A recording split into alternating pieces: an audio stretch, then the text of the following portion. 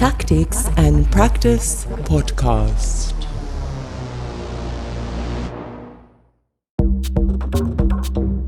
Dobar dan, everyone, and welcome to Tactics and Practice Podcast, the audio extension of the Aksioma Institute for Contemporary Arts discursive program of the same name, focusing on investigative art, society, and new technologies. Back in 2021, for the 10th editions of Tactics and Practice, writer and tech journalist Marta Peirano conceived and led a series of conversations with a range of world-class thinkers entitled Reprogramming Strategies for Self-Renewal.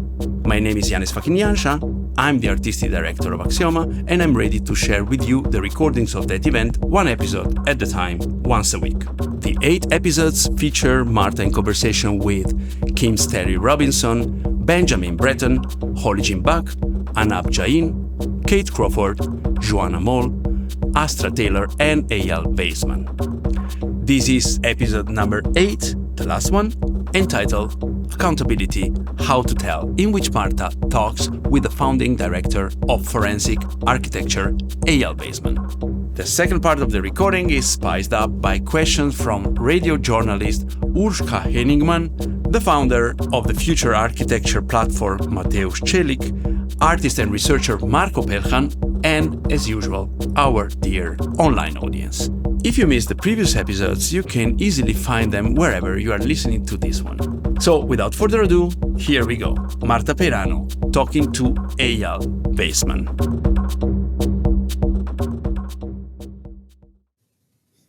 Hi, Eyal.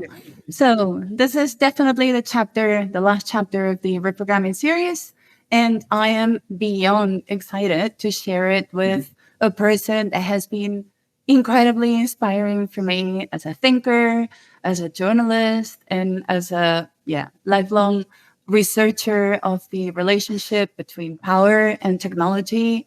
I first fell in love with Eyal with his first solo book in 2007, an essay called Hololand, Israel's Architecture of Occupation, where he describes basically colonization by infrastructure, a story that begins with a single cell tower that is built for security reasons, paradoxically, and quickly turns or branches into the Migron settlement on the West Bank. And then he went and founded forensic architecture, definitely my favorite project alive today, a research group based in Goldsmiths University where he teaches, and also a project that has sprouted a new ways of seeing, to paraphrase or to co-opt John Berger's title.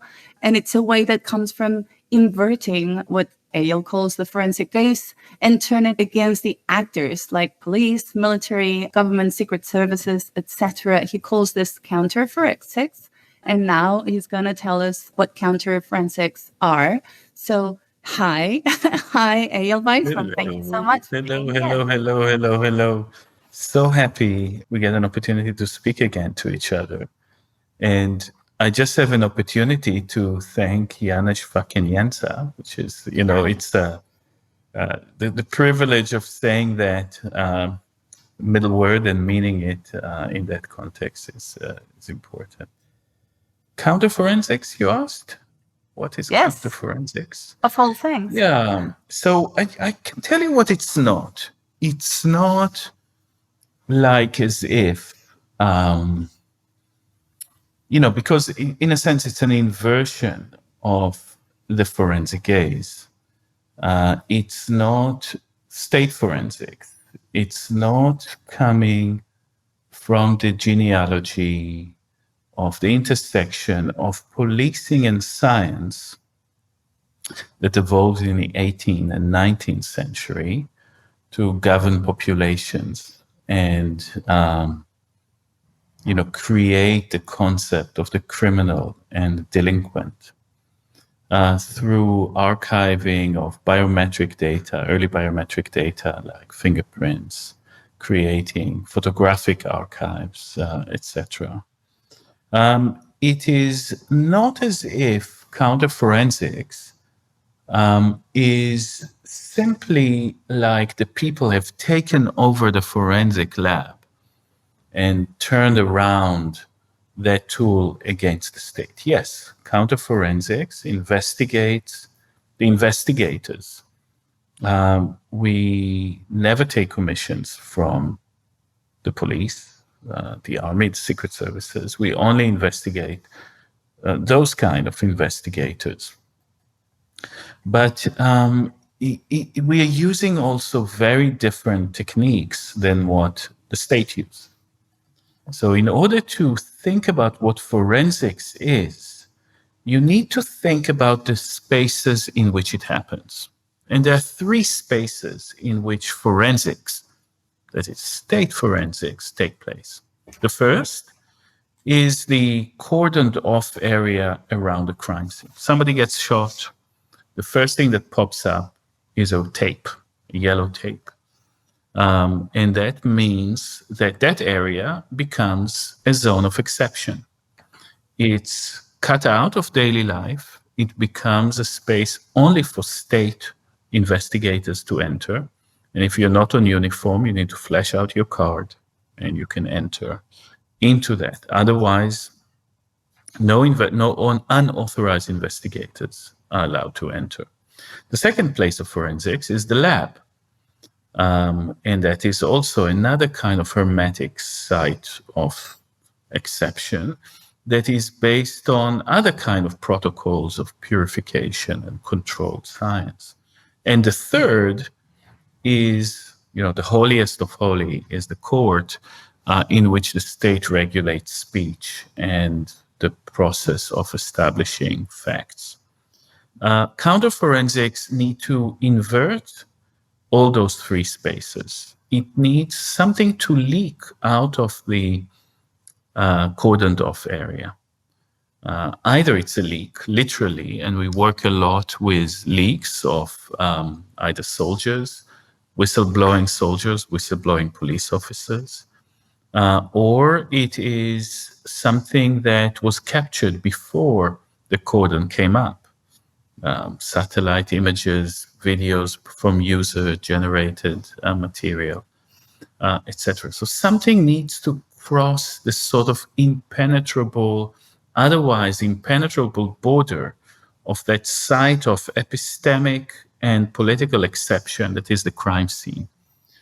Then instead of the counterforensics in the lab challenges the process of doing science rather than keeping the parameters hermetic, rather than keeping the process under closed doors. We are undertaking a collaborative process that includes scientists, but also activists, and also lawyers, and also artists, etc., participating in a way that proper scientific procedures would frown upon. There is, evidence could not be dirtied. And we work a lot with dirty evidence, with the excess in evidence. And the third is the court. Sometimes we go into the court. Sometimes we go like we're trying to turn the tribunal into a tribune, like to critique the very legal system itself. I come from Israel, Palestine.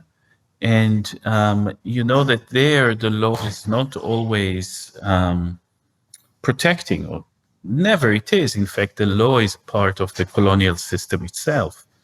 And therefore, one has to find alternatives to working within legal fora. And sometimes these are activist forms, sometimes these are social movements, sometimes these are art and cultural spaces. So this was a very long answer to what is counterforensics, but it has to invent its own methodologies, because precisely it has to deal with the structural limitations of not having access to the crime scene very often and not having access to the court.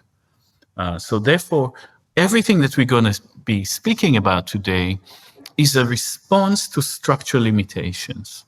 And how do you make do with fewer evidence? How do you make do with dirtier evidence? How do you how do you make claims outside the court, etc. Is the I think the essence of what we do, Marta. So the thing is, when you're explaining all this, all I think is this is what journalists have been doing, what we have been doing all these years, maybe with less resources. I am constantly participating in events, festivals, and congresses where people of the media complain about how they are living in a crisis, and I don't know, big platforms are intoxicating the media ecosystem, etc. And yet, I do have a strong impression that we are experiencing a golden era of journalism precisely because of the kind of methodologies that you and your team are developing right now. And so I would ask you, what do you have that newspapers don't have or should have? Or what would be the difference between what a newspaper should be doing, like the way it should be researching and reporting all this material, and the way you are doing it? Well, this is really an excellent question, and in particular because, one cannot sort of box in what journalism is today. Journalism is dynamic. It is changing. It is changing in conversation with science. It is changing in conversation with social media. It is changing in conversation with a sort of like dark epistemology that is out there that kind of tries to demolish facts. So, but let's start from a sort of caricature of journalism. A good investigative journalist, and I know this is not all it is, but they're very much associated with the idea of the source, of cultivating sources. So, say I've been around and I've been a military reporter, I would have my sources in the Pentagon or in the Israeli Ministry of Defense or in the British Army or etc. And, when people wanted to make information public, they would let me know what it is. Maybe they'll show me a document. I will not maybe even share this document. I will never quote that person. But there is an understanding that my sources are true because I'm a journalist and that's my ethics. And trust me, this is what is going on. And the kind of the source protection, not problem, but, part of journalistic work require, precisely the opposite of academic work. And that's not to footnote, not to say who it is, not to say how you've arrived at a particular fact. Open source, on the other hand, has a very different diagram of secrecy. So let's say as journalists or investigators, one of the things that we would try to expose are secrets, things that we would bring to the public, things that are otherwise denied from the public. And so the imagination of the secret that exists within the source-based system is as if there is a world of secrets, there is a door behind it, and you need a kind of a way in from the world of the secret to the world of the open. With open source, and open source investigation is basically harvesting what it is out there, but nobody looks at anyway. Open source is, trying to find out facts about an Israeli invasion, a military strike, a bomb strike in Syria, an event, a police killing, a police murder in the US, etc. Not by trying to get to the vaults and to the secret part of the police where the facts are hidden, but actually by trying to find clues that are already out in the public domain. So the conception of the secret that exists in our work and in open source work is the secrets are already out there. We just don't know where to look for them, and we don't know how to look when we find them. We need to find new ways of looking, of connecting, of cross-referencing, of building cases, of constructing, exposures as a complicated thing. The things are out there because if you have a policy such as extraordinary rendition, one of the biggest known secrets, but still a secret, of the CIA in the context of the war on terror was that the CIA was grabbing people, say in a Pakistan-Afghanistan frontier, but in other places. They were flying them to third countries and from them to fourth, fifth, sixth countries where they could bypass the prohibition on US agents to engage in torture, but by actually kind of like outsourcing torture to other people. But these cases required a network of planes, and the planes required a network of, petrol and receipts and subcontractors, etc. So effectively, the most secret CIA operation in the history of the 21st century has left enormous amount of traces in the open. And those traces existed on social media, and those traces could be arrived at from freedom of information requests, and those traces could be arrived by simply plane spotting and seeing that planes that are landing in all sorts of places were not really registered in a way that is understandable, where they're going from where to where. And you can start constructing the secret from the shadows it leaves in the visible world.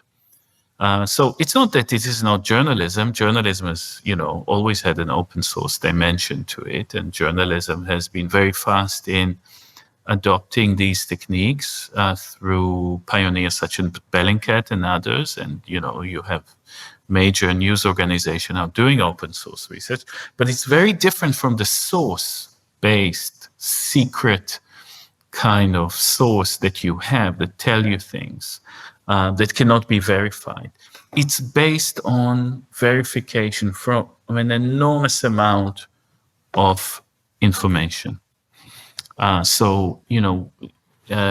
was saying that one of the first cases that we worked on was in Gaza. And in fact, it was on exposing an Israeli horrible and secret order. And the order was that if an Israeli soldier falls captive by a Palestinian armed group, you would enact something that is called the Hannibal Directive. And the Hannibal Directive was a secret command that allowed soldiers effectively to kill one of their own, lest they become a prisoner. Now, one way to expose it would be to have a source to tell you, oh, yes, there is this command and it's locked here in this building in Tel Aviv. The other one, and this is what we were doing, was to actually connect fragments of facts, 7,000 video that we found online, in order to see exactly what happened and in order to show the intentionality in that process.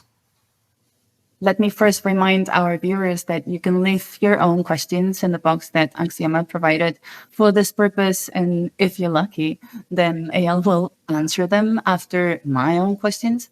But going back to the thing, this reminds me of, there was this essay that Malcolm Gladwell wrote and published in the New Yorker, I think around 2005, precisely called Open Secrets, where he was talking about the fact that there was like a different kind of journalism that was manifested after the Enron scandal. It's funny how far away that feels right now. And he was talking precisely about this, like the sources, secret-based kind of journalism of the Watergate, where you have like a deep throat that meets you at 3 a.m. in some garage, and then you work on that for 3 years, and you spend half the time, finding out whether he's legit or not.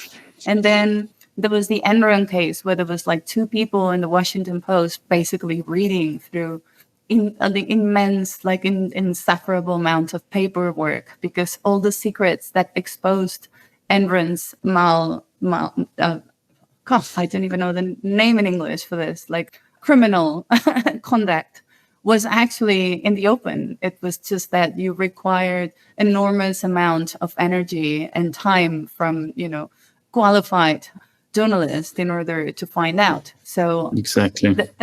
this makes me think one of my favorite projects of forensic architecture is the one you did around the investigation you did around the sweatshop in Pakistan that burned.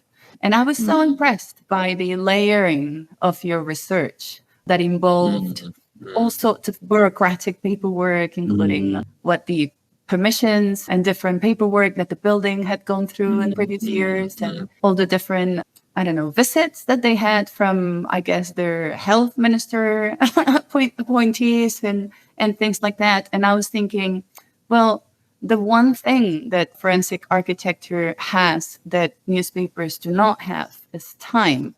Time has become, in a world of where we literally drinking data, soaked in data, surrounded by data, receiving data all the time. You have the luxury of time.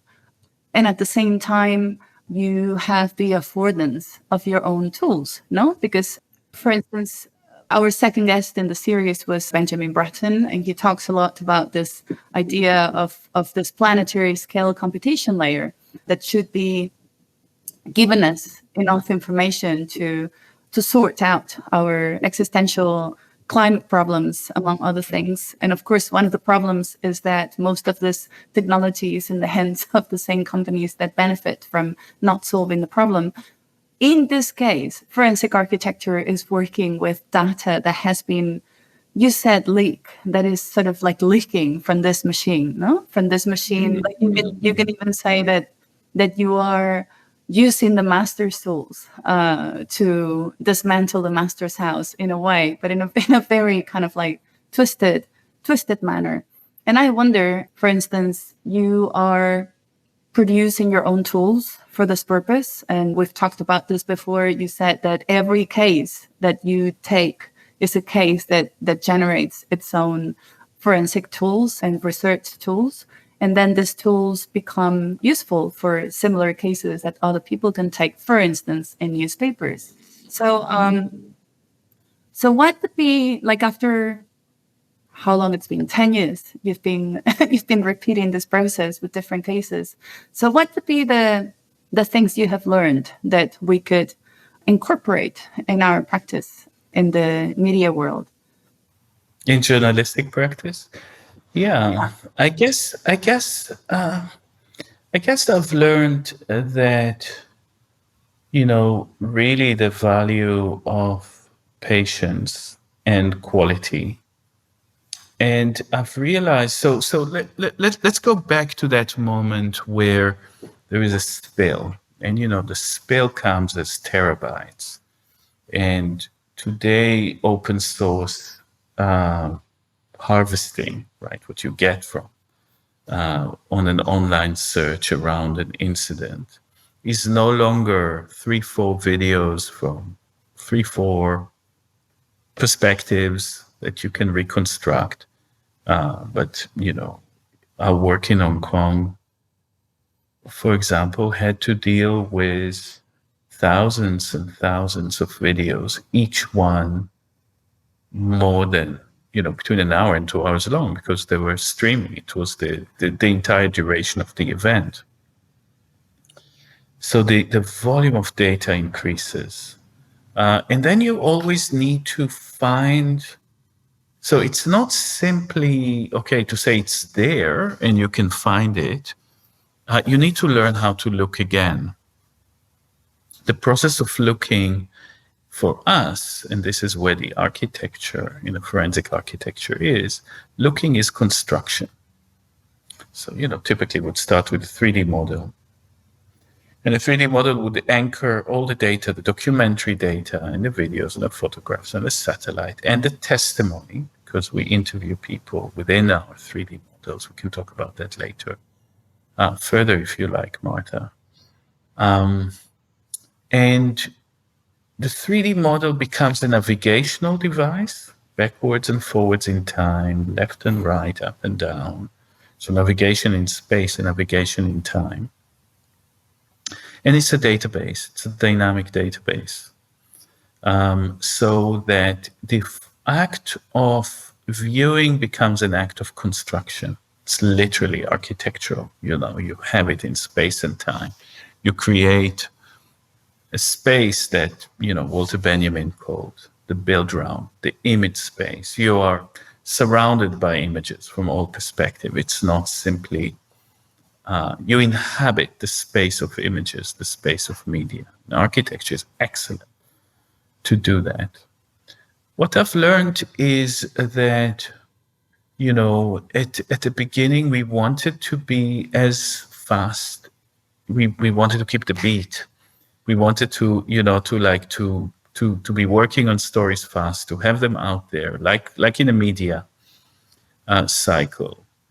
And we understood it's an error because there's another dimension to our work, and that is, opening up the imagination as to what is possible to do.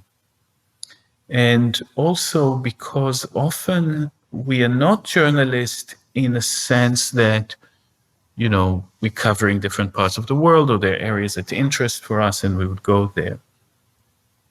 We are commissioned to do work. We would not enter a space of people's trauma uninvited. I will not go to investigate the death of a person unless their friends or their loved ones, the bereaved family would ask me to do it.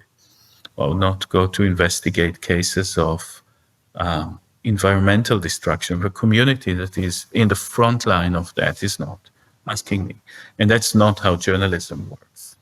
And then the process of honoring a life lost, the process of resisting political oppression requires care, and it requires time, and it requires very, very slow, sometimes negotiation and understanding as we work with these communities that are at the forefront, as we learn from them, as we adopt their language and aims.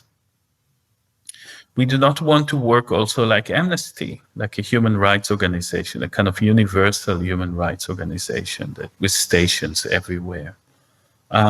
We do not want to have a neutral position to the situation that we report upon. We're not impartial. We're always partial. We have a much more activist position. We're precise.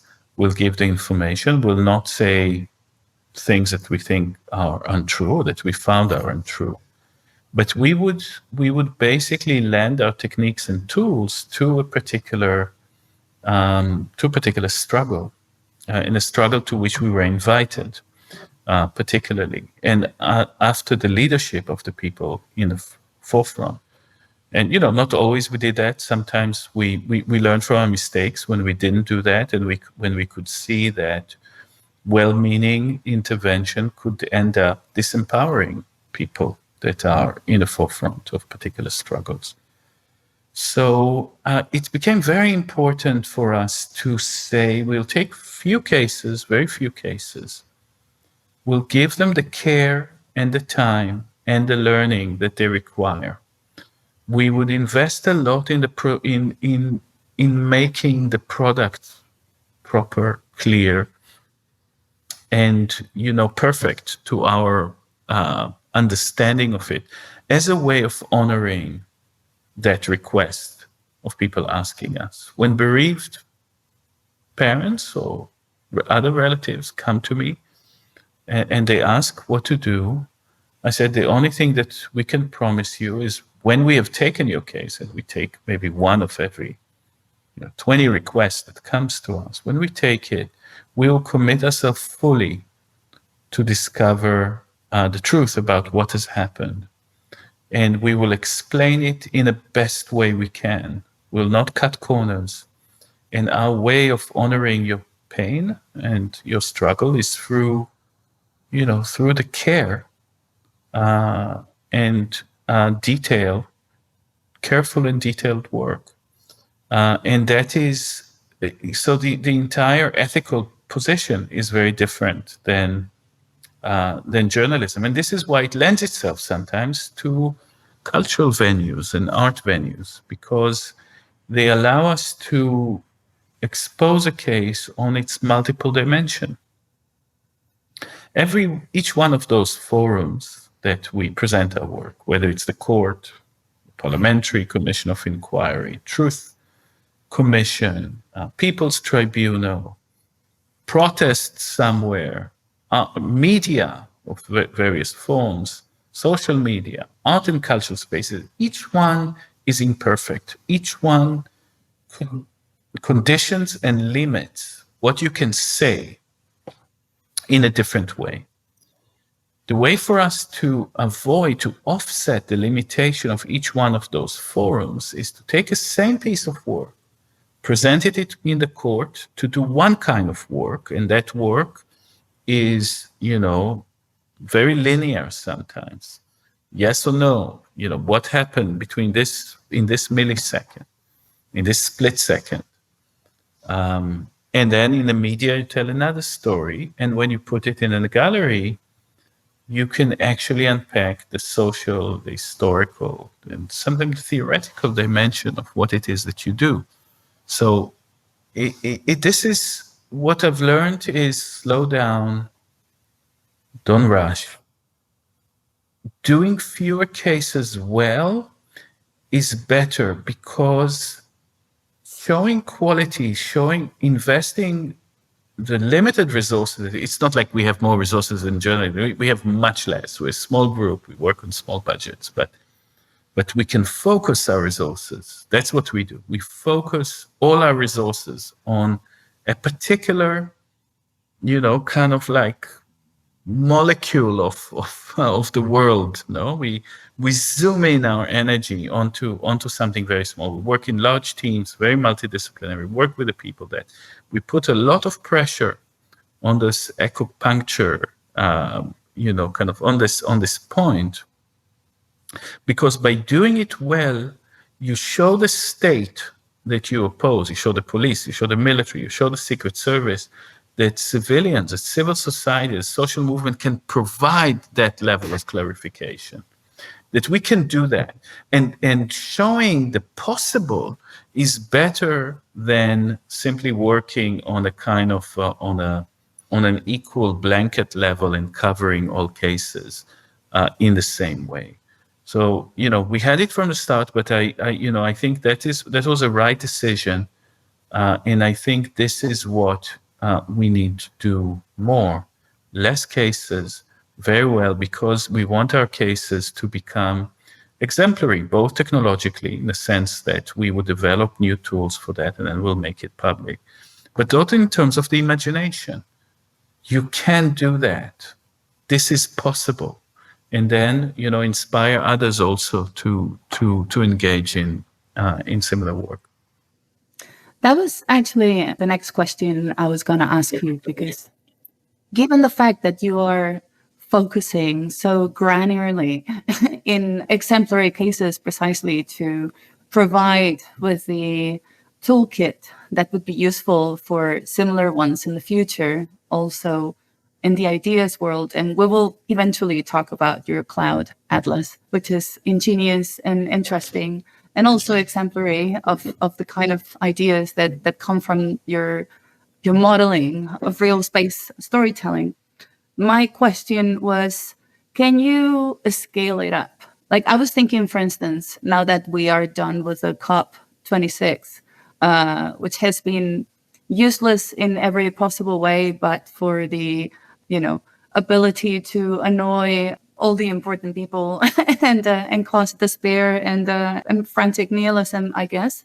But I was thinking a lot about how the tools for accountability are missing, and at a large scale, the tools for like accounting restoration, for instance, are missing, and how useful would be the kind of tools that you are developing in forensic architecture for, climate activists all over the world, precisely for this very purpose, considering that a COP26 can be like a court, no? Like, you can go there and prove that the restoration that was promised never happened, that the promises of the previous COP also never happened, and create like a framework to account for all this missing objects of goodwill, I guess, from the big economies, big companies, etc. So do you think these tools that you're developing can be scaled up to be used by activists all over the world for this very large court environment, say? Yeah, I guess, sometimes we think about the question of scale as a question of growing our office. And yes, I mean, we are bigger than, we were a few years ago.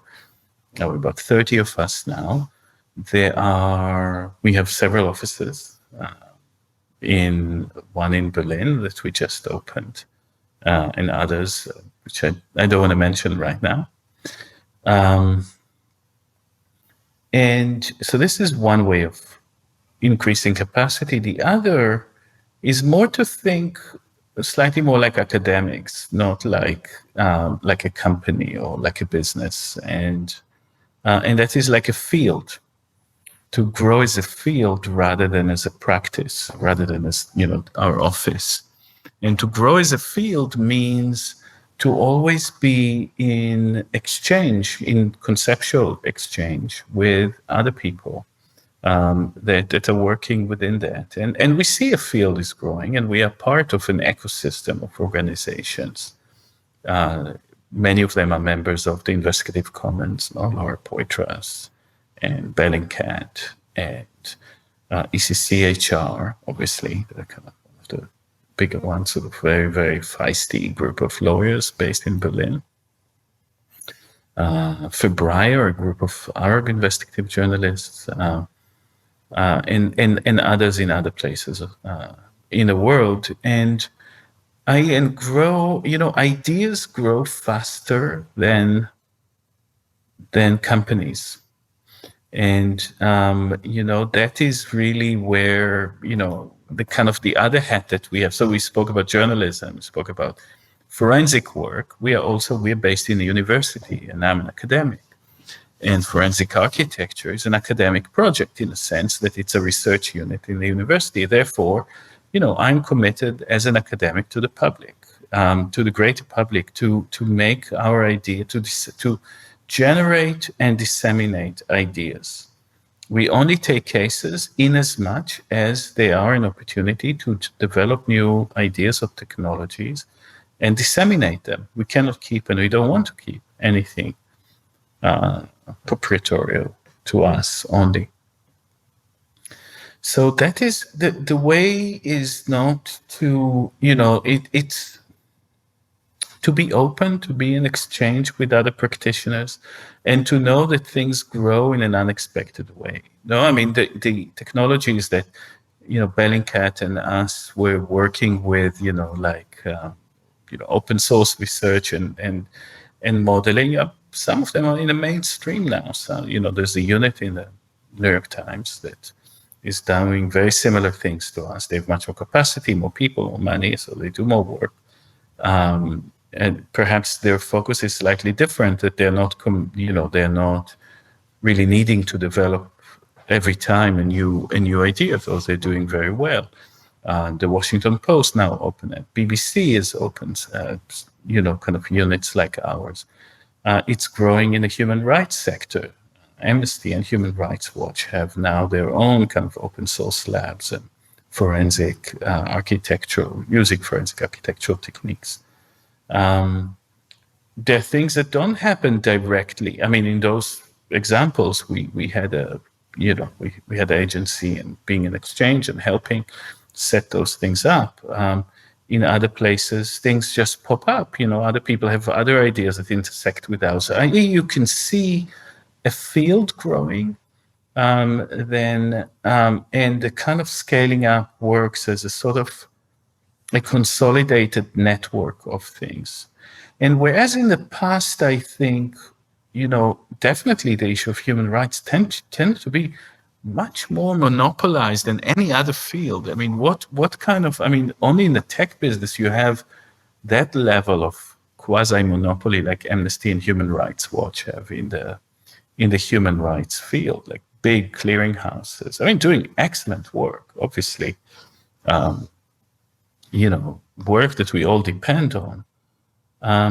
But our thought is not to grow, but to actually network with others, to create ecosystematic way of thinking,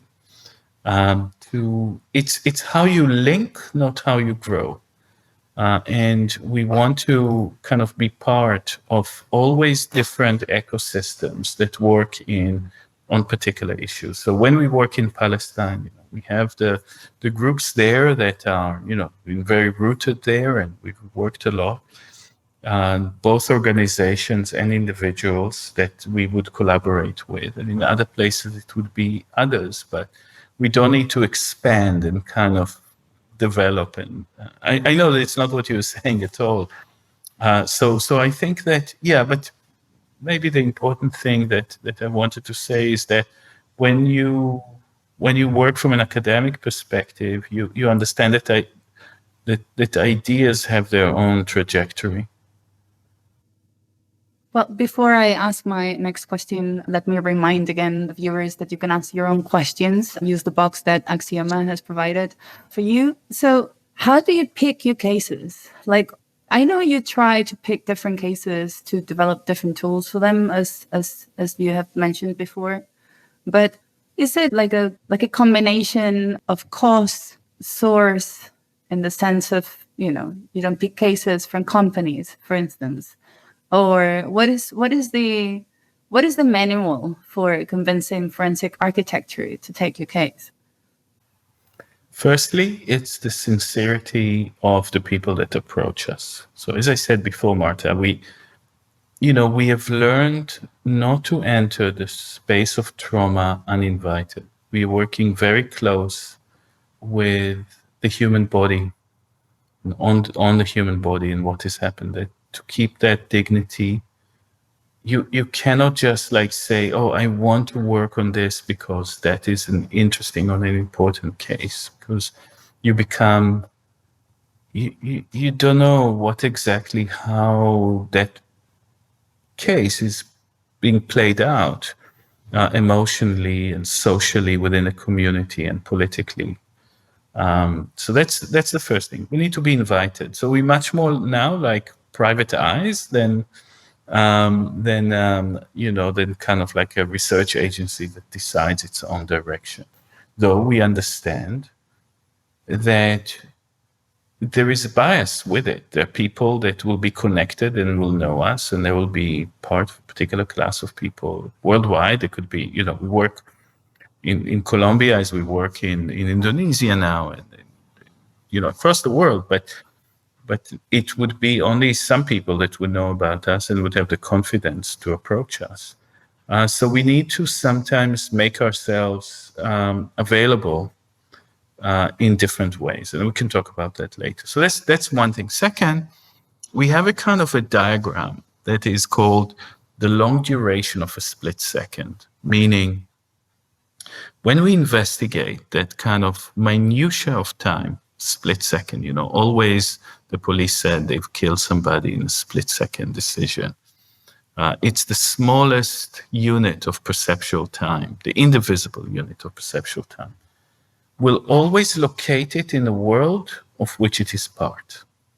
If we look at the molecular level of time, we want to see in them the structural forces, the long histories that have brought things there. So when we look at police killing in the UK of Mark Duggan, a black man shot in Tottenham, we need to ask that question in relation to a history of black resistance to British policing, and how that was articulated. And so what are we seeing in that microseconds analysis, and how to tie to the history of colonialism, to the history of migration and over-policing of racialized bodies.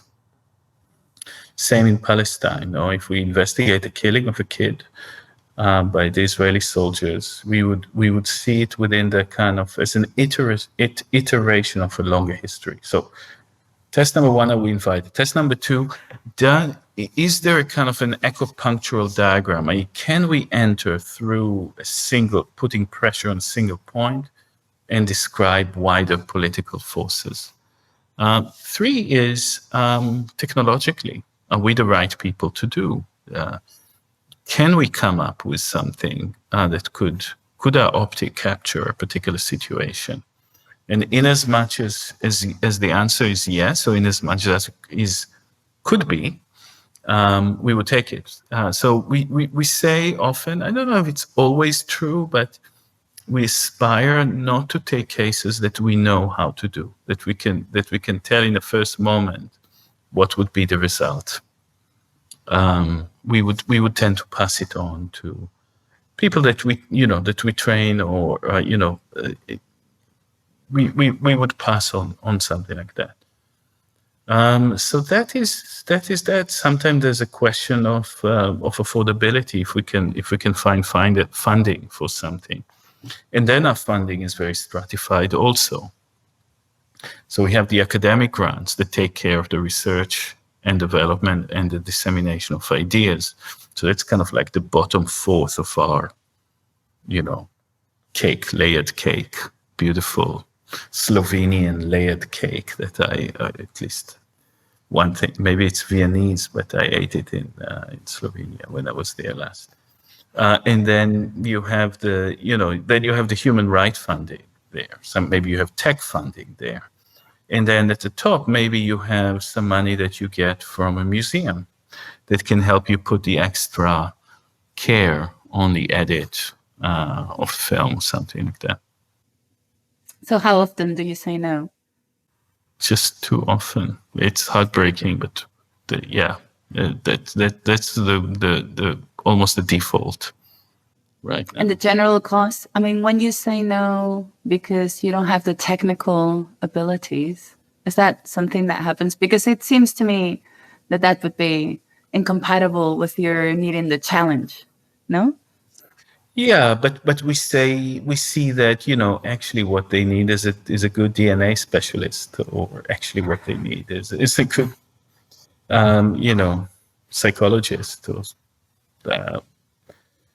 a forensic psychologist, or what is needed something else. It's not within our field. It's just too far out that this is not something that we can develop.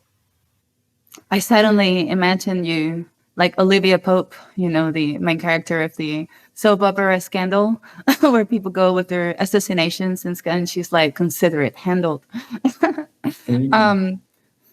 So let's go back to the aesthetics part of all this business, because it is obvious that aesthetics are a very, very important part of your trajectory. Like, you've written at least 2 books about them. You just published a book about the forensic aesthetics. When you talk about the New York Times and the Washington Post developing their own procedures a la forensic architecture, what is clear to me is that they're doing the things in your aesthetic, no? Like, this idea of building up from a 3D model and then creating a story that happens in this space, the three-dimensional understanding of a single event. So what are the keys to the aesthetics that you're developing? So that's a very, you're right, Marta. I just published a book on aesthetics together with my colleague here at Goldsmiths, Matthew Fuller. It's called Investigative Aesthetics. And I'm so deep in it that I don't know if I can give a short answer. I'll try, because it's kind of a very complicated and argument that we're trying to develop there. Initially, we say the category of aesthetics should be completely seen outside of the kind of the notion of beautification or judgment towards art object, or to the way things are pleasing or not, or to have a style. So aesthetics is a form of registration.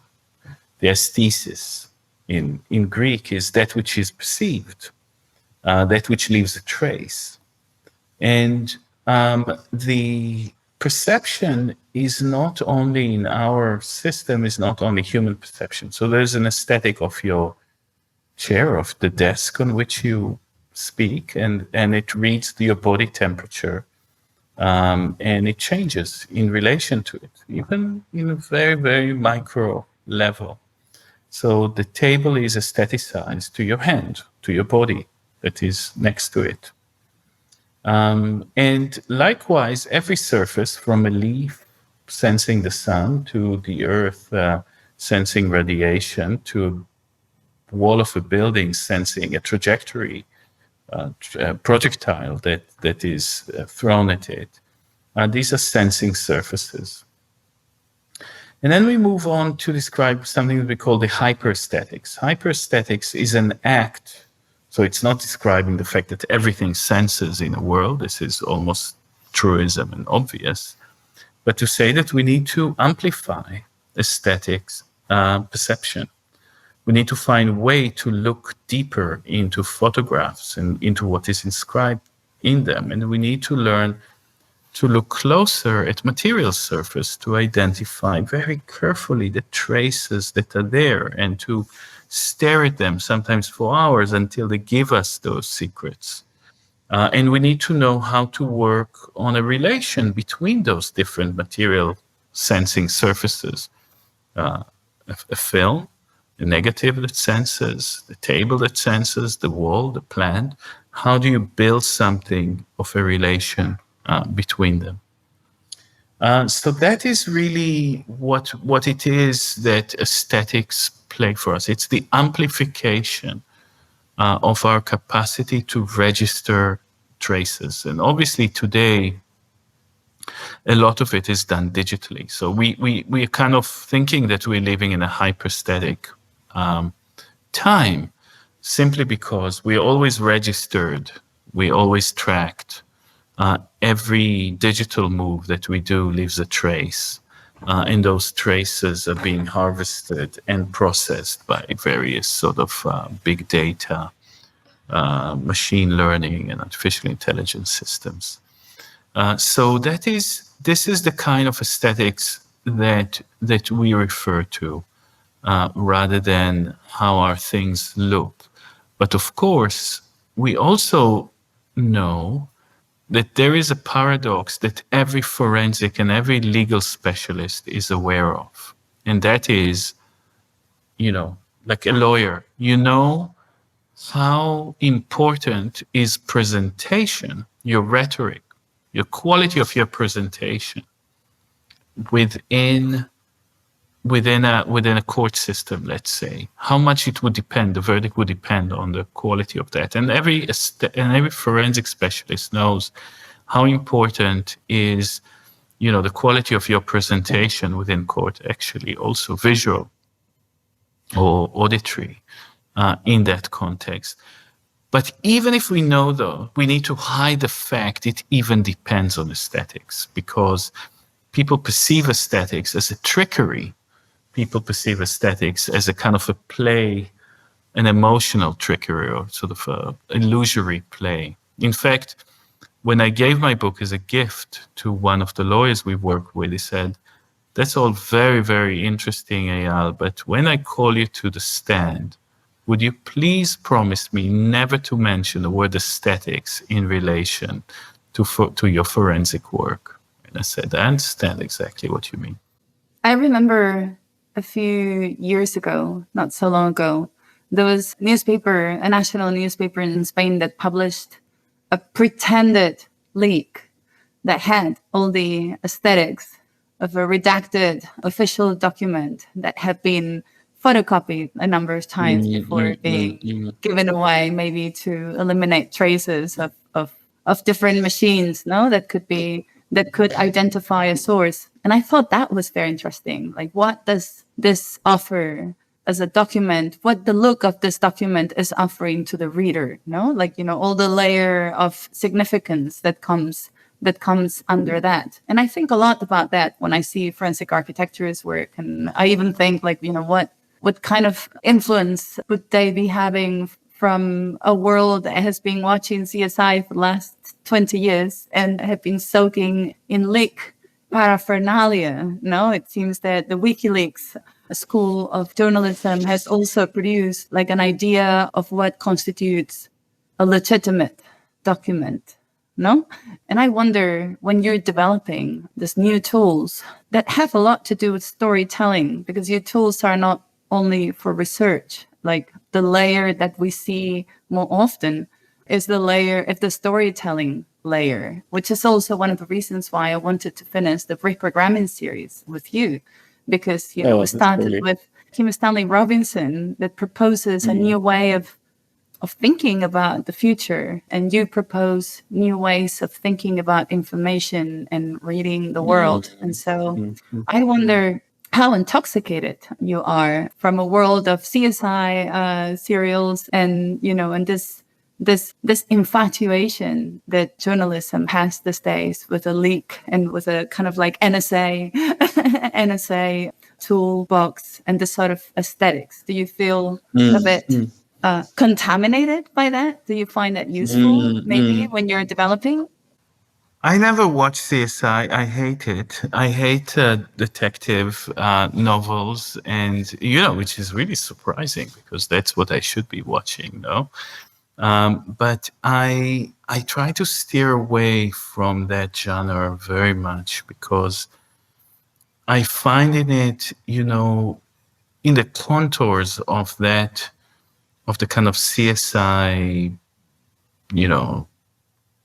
police drama, exactly the diagram of repression that I'm afraid of. Somebody is being usually a vulnerable person designated as a deviant. The state is the guarantor of order, would clarify things and would reestablish the order and the peace through, kind of like an enlightenment sort of science and procedure. It doesn't have the guts. It doesn't have the activism. It doesn't have the kind of the force of protest that I like, or that I aspire to include in our work. So it's not, if it does look like that at the end, I'm sorry. It's just that I don't know how I try not to look at CSI videos. Now, in terms of the aesthetics of the document, that's very much more interesting. Also, very interesting point that you said.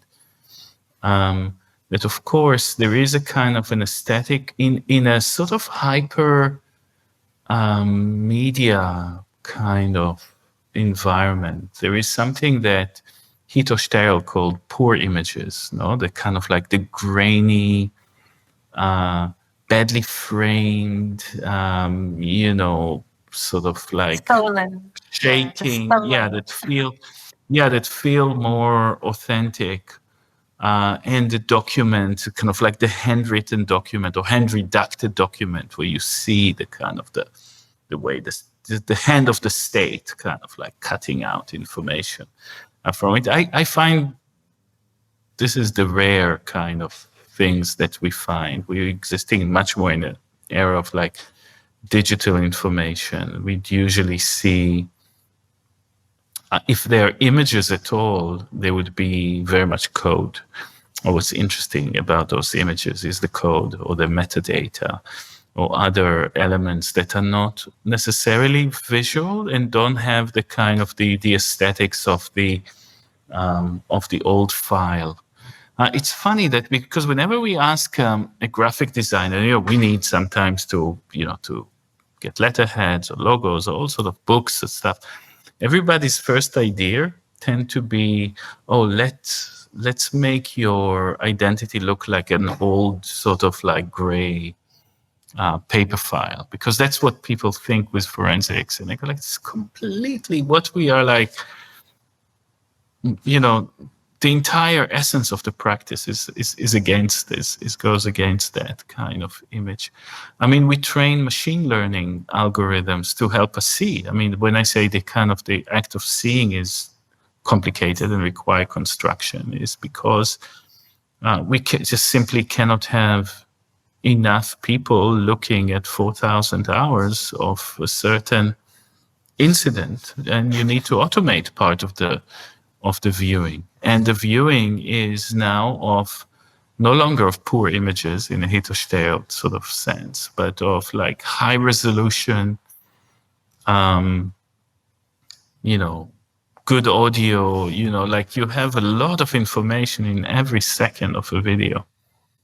Well, maybe your aesthetics, what they play is the depth of data that is proven by the reenactment, no? Like, in the sense of maybe Tom McCarthy's Remainder sort of reenactment of an event, that the three-dimensionality of the reenactment proves, in a way, from an aesthetic point of view, that the research has been deep enough to know how long a wall was. And I think this is a very good moment to talk about the cloud atlas. Tell us what a cloud atlas is and why did you need it to look at a scene from the right angle?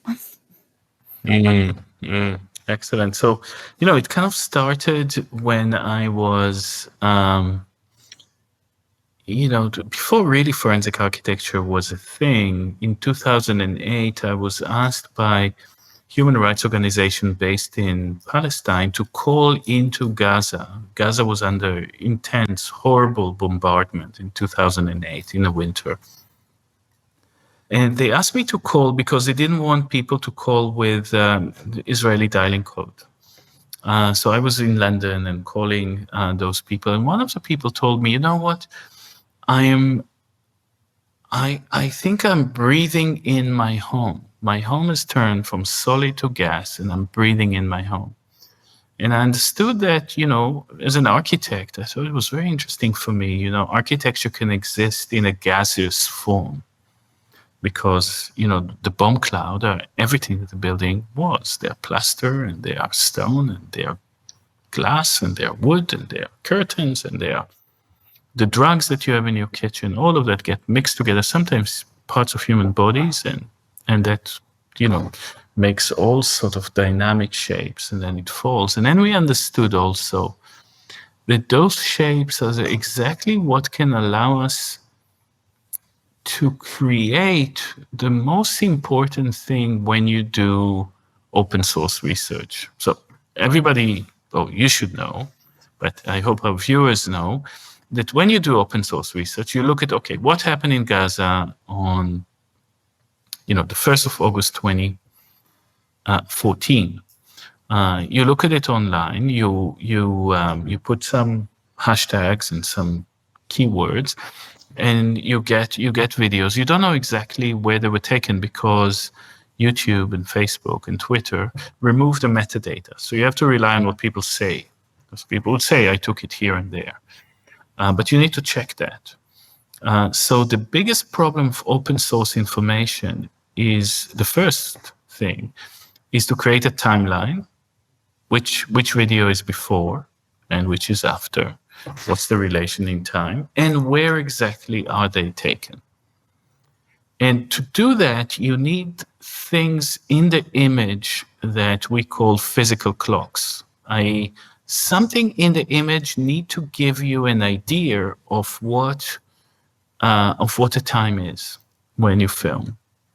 And, we're working with shadows, and we are analyzing the length of shadows and the direction of shadows, and this helps us find different things.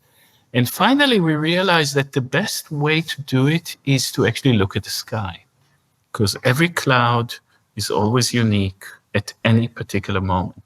And when you create a cloud atlas, a mapping of the skies, almost every video includes a little bit of sky in it, and every sky has got a cloud or two inside it. And every cloud is different at any given moment.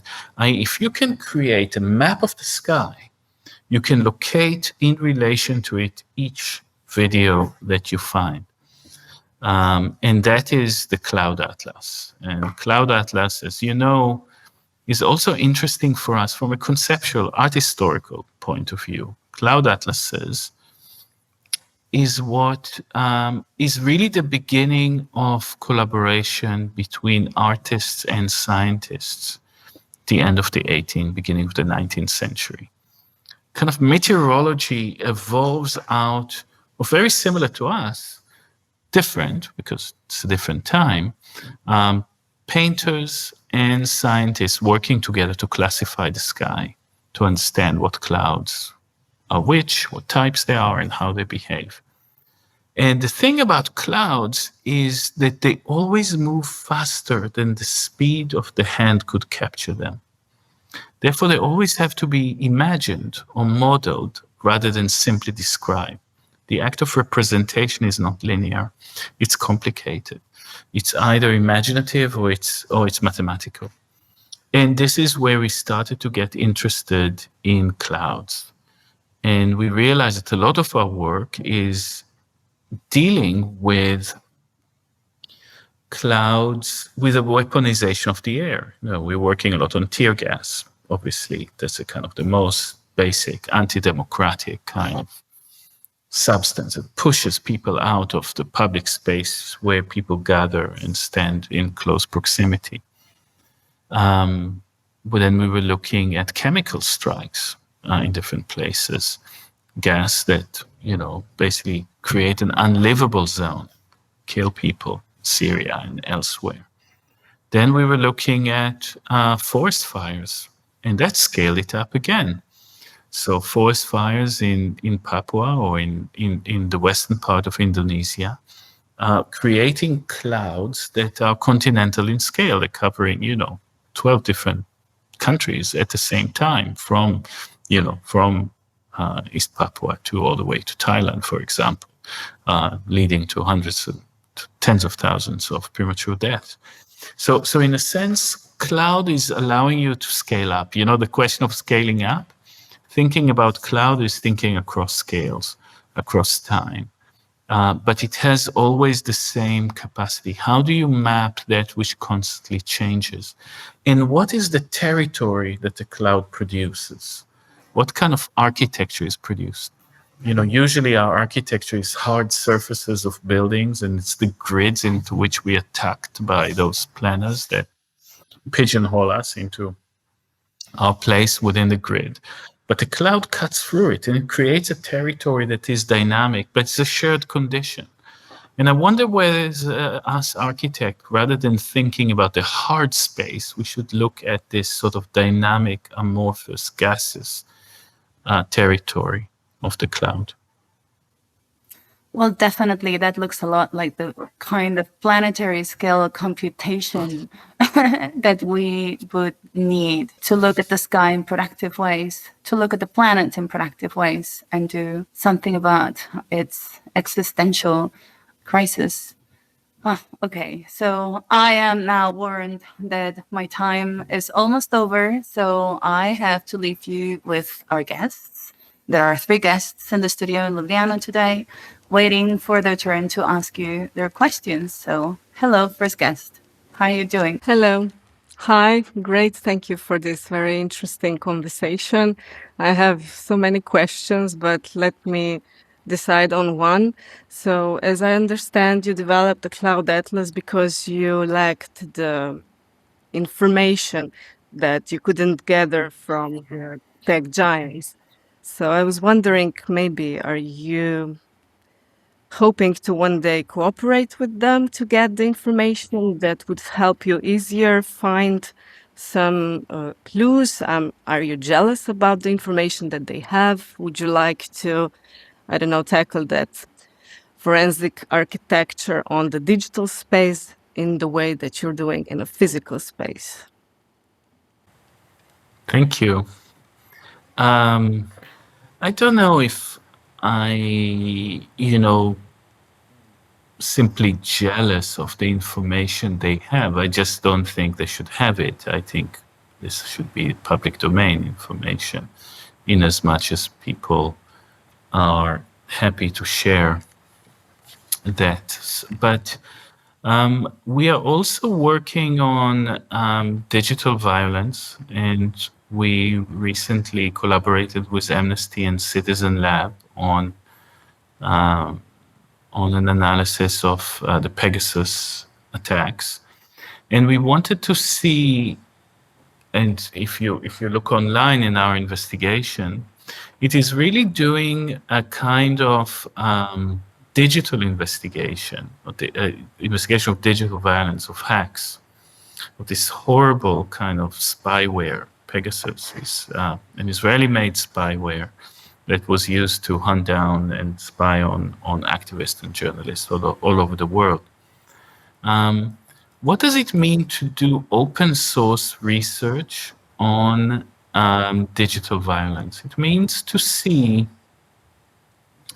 what is the relation between different hacks? Not so much, we don't have the capacity in our studio. That's what Amnesty and what Citizen Lab do to detect that software.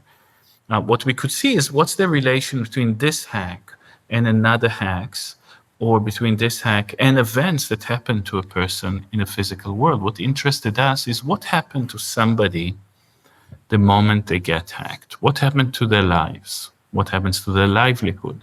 What's happened to the well-being? What other forms of physical violence they would experience? Very often break-ins and intimidation. They would lose their job. They would have to go exile. So we wanted to see how that digital level of violence interact with the physical world, and demonstrate that surveillance is not simply a matter of privacy, that it results in very traditional forms of violence, like in the case of Khashoggi, murder even. So, Thank you. thank you. Well, and also, as Benjamin always says, that data is not the data we need. It's not the good data. We need different data, the one that the digital platforms are collecting. Hi. Hello.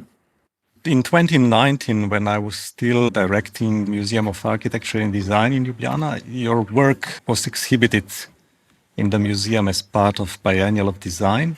It was a research on the living death camp, the Staro Sajmište in Belgrade.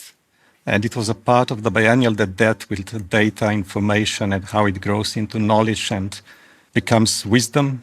In the conversation, you mentioned also how your field should be growing, or how growing as a field was something you talked about with Marta, and how units of similar to your office are popping out in media outlets and in human rights organizations. And I was wondering if forensic architect is the new profession that is necessary and needed now. Does it, and how does it, the knowledge, the methodologies, the tools that you developed, approaches in your pioneering work, how do they enter education now in journalism, in architecture, in criminology? And do you see that? I mean, thank you. This was very generous. I think it would be a sad, sad world if ours would be what architects need to do. I think architects need to do fabulous, accessible, available environments for the public. I think that I would have loved to be, and I was trained, and I'm not sure I would be totally bad at that. I had an office in Tel Aviv when I was much younger, and sometimes I'll show you, Marta, if I feel confident enough what it is that we produced in this office. But in a sense, there is a bigger question than a question of architecture. I know you were not. This is not exactly. You were asking a bigger question than that, but I'm kind of taking it as a springboard to say, how do we organize intellectual work in university? How do we organize the relation between the humanities and sciences? How do we rewire the relation between prospective professions like architecture, future-oriented, planning for, and analytic ones, history. I mean, somehow, even if we work for a year on a split-second scenario, it's both architecture and it's history, as it is journalism, as it is human rights, as it is law. And I think that what is interesting, what could be maybe broadly inspiring about our path, is the way in which a particular problem, if you don't come at it from a disciplinary perspective is weaving around it the necessary forms of knowledge, the necessary practices. Filmmaker with an architect, an archaeologist with a lawyer, a botanist with, somebody that is very good in memory reconstruction, a psychologist or psychiatrist, etc. And in a sense, I think that it kind of, us sitting here at the university, completely challenges this sort of like, sort of siloed way in which the kind of education is happening. And I think also, and this is something that Matt and I have written in the book, Investigative Aesthetics, that the investigative mode is also a challenge to the critical mode with which we lived for, 100 years or so in the humanities. It's not that it needs to surpass it. It's not that it's not critical. It includes elements of criticality and criticism, because we need sometimes to deconstruct lying statements made by states, as we need to construct something new. But the investigative mode has a different motor to it. A problem is something to be discovered that organizes and bring together different forms of knowledge, different kind of energies, different sort of, different speeds and different directions of thinking. That's something that's really inspiring me in that, because it's a way of reaching out. So for me, architecture is not like a disciplinary home or like a disciplinary fortress. It's like an airport from which you leave in different destination and weave your way as you do so. Thank you. It would be nice to have a forensic architecture in every newspaper, though. A forensic architect. Maybe you should start spreading like that all through the international media. Hi, Eyal. Hi, Mata. Yeah, it will be good. I mean, it's actually happening, right? More or less, the discipline is slowly becoming a reality. And that's very encouraging, actually, even if you look at latest investigations by New York Times and, as Eyal mentioned, Washington Post and so on. I think we're getting there. But I want to talk a little bit about the history of the discipline, because in a way, the whole notion of open source intelligence kind of started growing very, very early on as the spread of the access to the networks, the internet happened, right? And if you look at historically, the US intelligence community started using the term open source intelligence kind of in the mid-90s and opened an office in that regard and so on. So that was a very interesting time.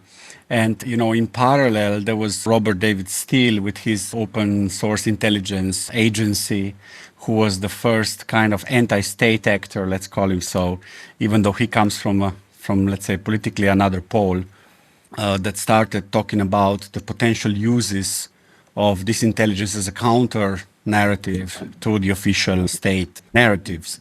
But already in intelligence, we have, of course, this. Okay, let me formulate my question here.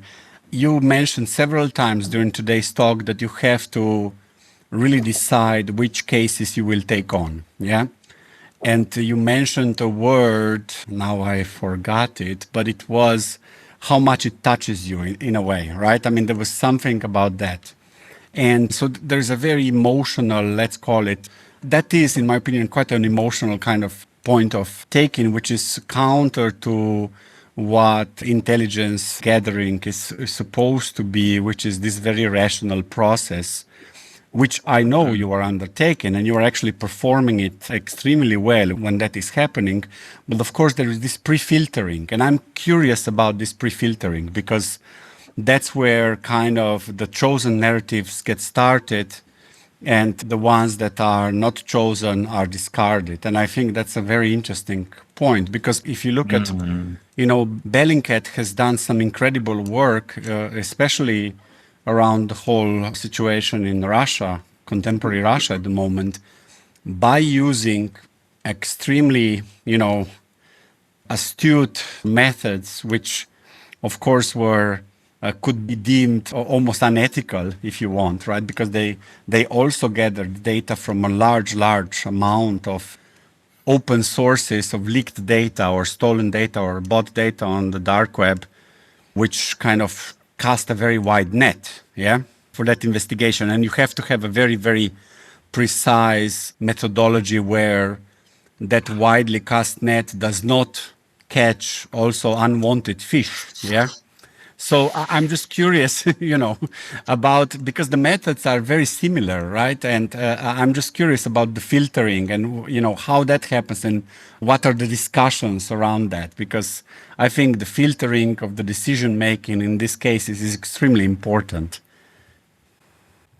That's It's my even wide question. No, it's fantastic because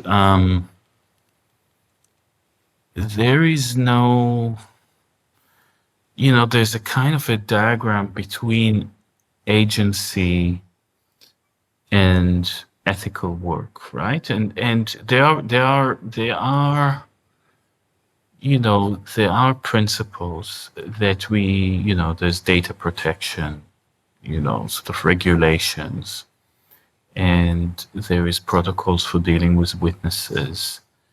And there are moments where you need to actually make a decision of how to navigate them and what do you actually lose if you don't do that. So now with the Navalny, I guess this is the Bellingcat investigation on Navalny. There was that question for Bellingcat.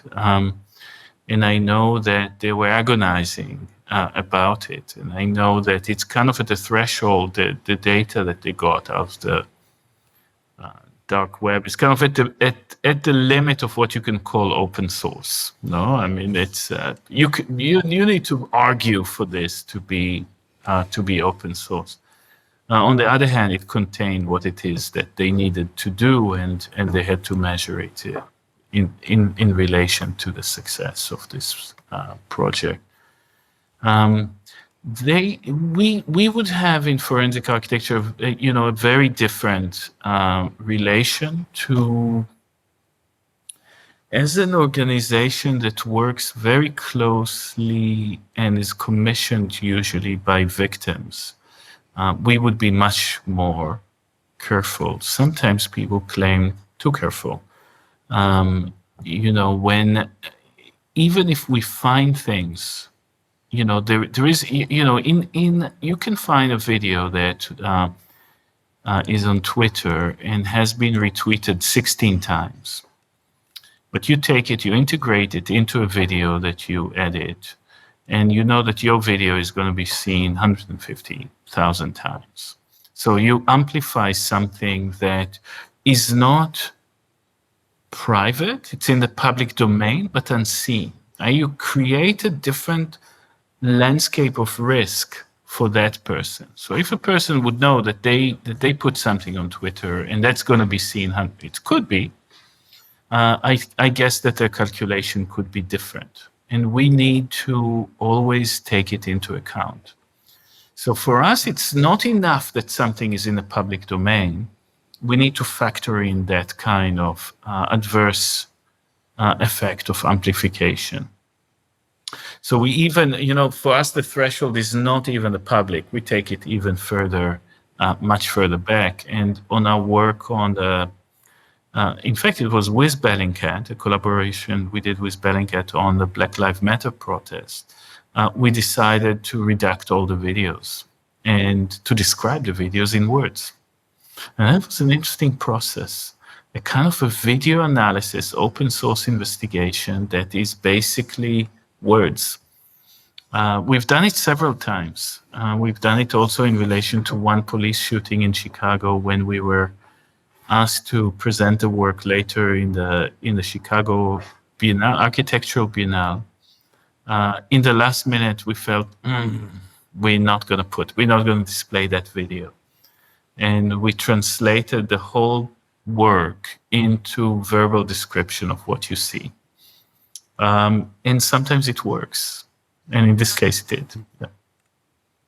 So there's always a contract with the audience, basically, also, right? So it's not when you even do the that- audience; it's the producer. It's a much more intimate contract that you have, because you have a contract with the producer. Sometimes, you can take a piece of work, you can pay money, you have the rights for it, etc.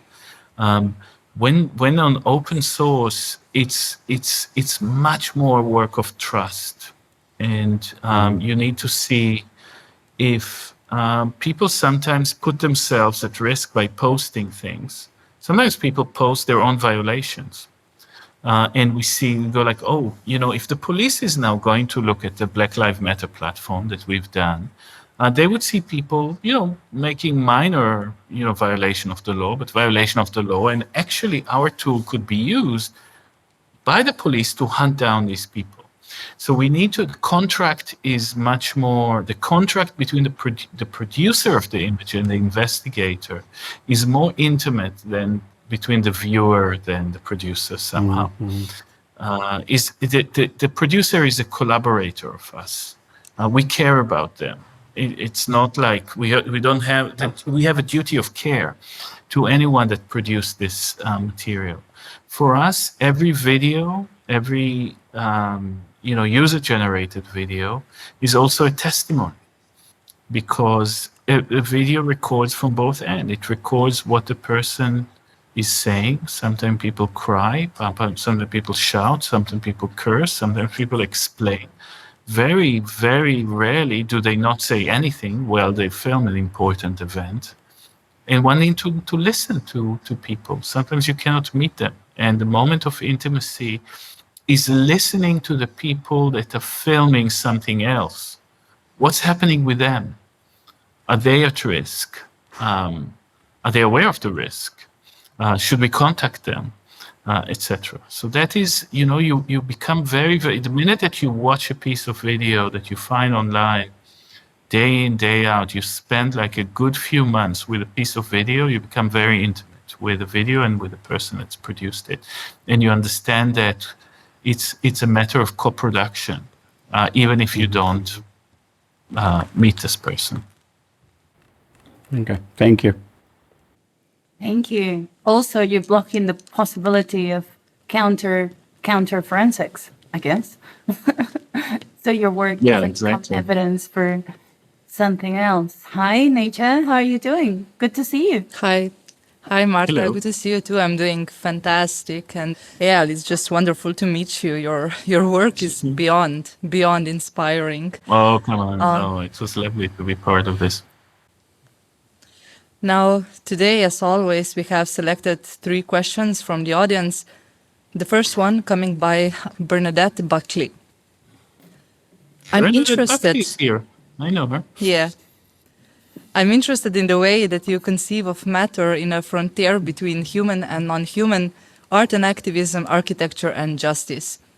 Given your absorption of multiple methodologies and modes of viewing and acting, how does the opening up of the imagination square with the production of truth? And how does the uncovering of truth produce change, or does it? Mm-hmm. No, it's great. Thank you, Bernadette. And it's really nice to connect after long. We used to be colleagues at Goldsmiths. Are we still colleagues at Goldsmiths? I don't know. We are kind of all a bit siloed here. So the idea is that when you say that acts of verification, or what we call open verification, acts of collaborative construction, you kind of understand you have a different relation to truth than something that is simply there. So the kind of like the classic notion is to lie requires invention, imagination, construction, creativity. To find the truth is to allow the things to speak for itself. No? Now, I don't think that anything speaks for itself. I think that every act of speech is a translation and mediation and a construction. And that the minute that you start weaving through, the aesthetics of leaves, of surfaces, of, our own machine learning, kind of classifiers, our ability to look at videos within architectural models, that requires imagination. The imagination of how things could connect to each other, of how to amplify weak signals, because counterforensics is defined by the fact that the state always sees more and has better access to the scene of the crime. We need to amplify weak signals. And you amplify what is there by weaving it together in an imaginative way. So imagination and truth should not be thought of as opposites to each other, but as constitutive parts. And this is where also the relation to politics is, I think. Because for us also, the importance of each one of the cases is in opening up a political imagination, for possibility of resistance, of the governed to those that govern us, a different way of thinking through history, in a way of this kind of telescoping that I said, within a split second, we find the long structural forces of the case, and knowing exactly how, and not always we manage to do it, but we always try, how to work tactically, how particularly this case has a coalition organized around it. It could be mobilized and could be produce political change. Because the fact and the legal case it is in is only as good as the political process it is part of. Thank you. Thank you, Eyal. Now, Micah asked the following question. How does forensic architecture approach the so-called environmental violence? So we have a little section of forensic architecture called the Center for Contemporary Nature that is run by my colleague, Samane Moafi. And we are in it investigating environmental violence. And environmental violence needs that kind of telescoping it's a much more radical way. So sometimes we investigate huge stretches of time. Our analysis of the environmental violence against the threshold of the desert in Palestine, the destruction of that environment, and the displacement of the indigenous people, the Bedouins in it, needed to rely on analysis of aerial images that are more than 100 years old, aerial images from the First World War, when we look down into the grain that in the negative and kind of find clues for what we were looking to find. You need to drill down to the molecular level of a film, more or less. As it is looking and studying and cataloging contemporary vegetation in these parts, as it is about reading literature that is 300 years old of travelers that have passed through this area. When you don't have meteorological when you say that the issue of environmental violence need to reconstruct the weather throughout centuries, and you know that meteorological measurements have begun at least in Palestine around the 1930s, you need to find traces of the weather in the writing of people, in the price of grain, in fossils, in all sort of other, non-linear kind of measurements. And you need to compose a kind of a long history from those small traces. And this is one thing that we're trying to do. We're also working in the tropical areas of the Amazon on deforestation. We're currently working in Colombia for the Colombian Truth Commission, also on issues of environmental violence on the Caribbean coast of Colombia. we had to reconstruct 100 square kilometers of landscape, tree by tree, landscape that doesn't exist anymore, within gaming engines, because we needed to understand how the transformation of the landscape, the loss of the mangroves, the complete terraforming of the area has changed with both environmental and human violence against the environment and violence against people. So it's a major part of our work, and it's the frontier of our work, and we want to engage more in that as we are moving forward to combine frameworks of human rights and environment together. Thank you. Now, for our third and last question, RF is wondering if you could talk a bit more about the politics of dissemination and distribution of the traces you excavate.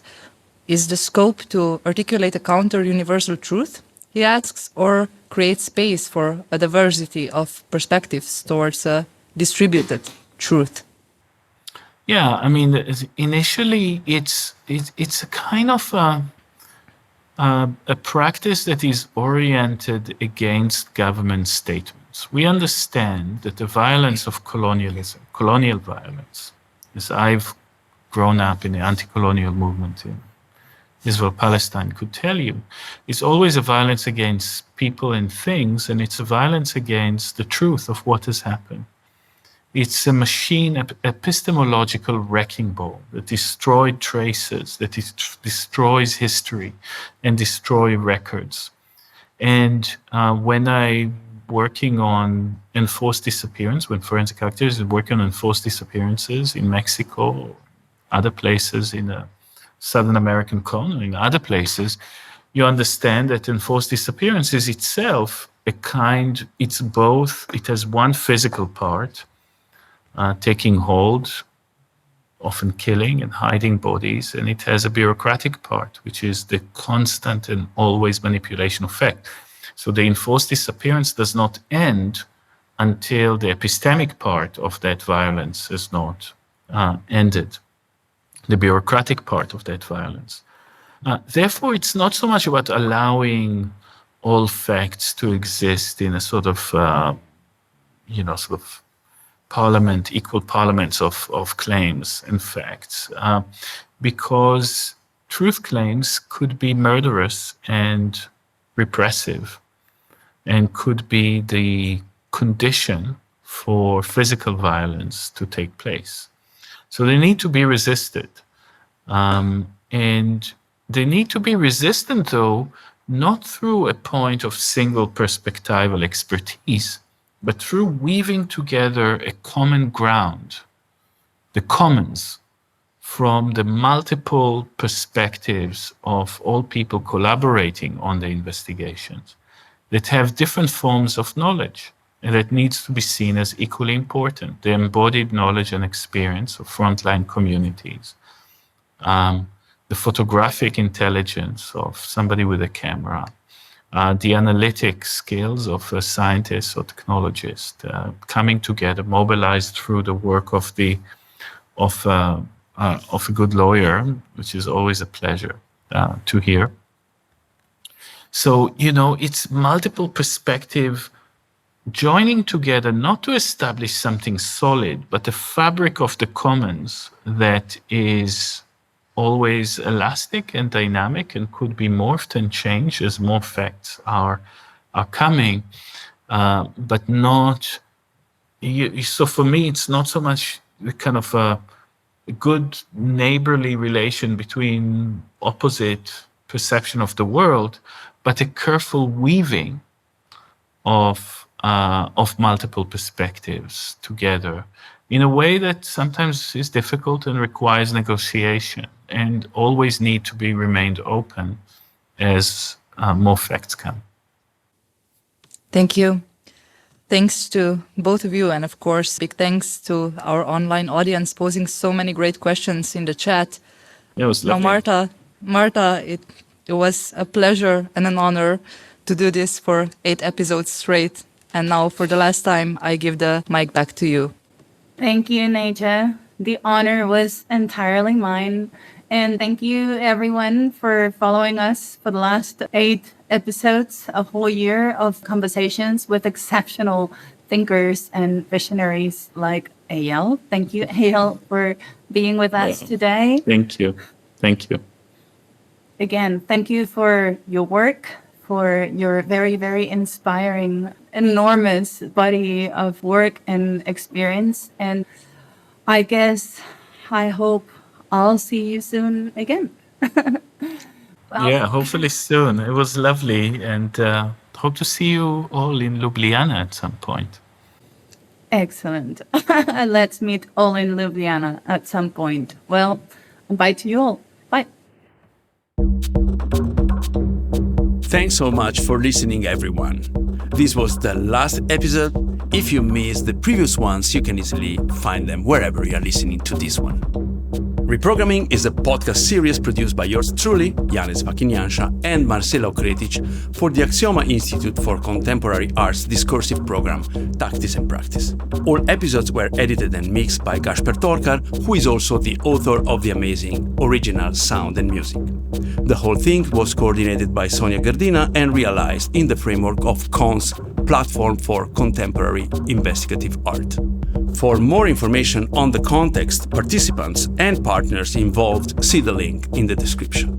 You are, furthermore, welcome to visit aksioma.org, where you'll find a wealth of free content, including the book version of the reprogramming talks. And if you like what we do, please consider supporting us on Patreon or by making a donation, but no pressure, of course. That's all for this episode. Greetings from Ljubljana and na svidenje.